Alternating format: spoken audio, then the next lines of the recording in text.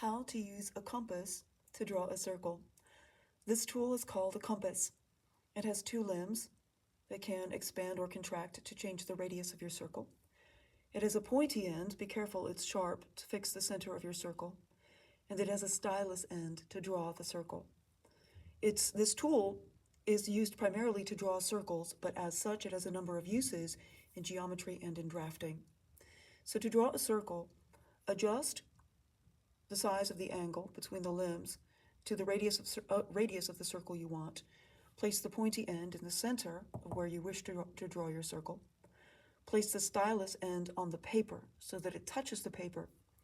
Keeping the pointy end still, rotate the stylus end around the point. Be careful not to change the angle of the limbs. You can either rotate the compass all the way around, or you can rotate the paper itself.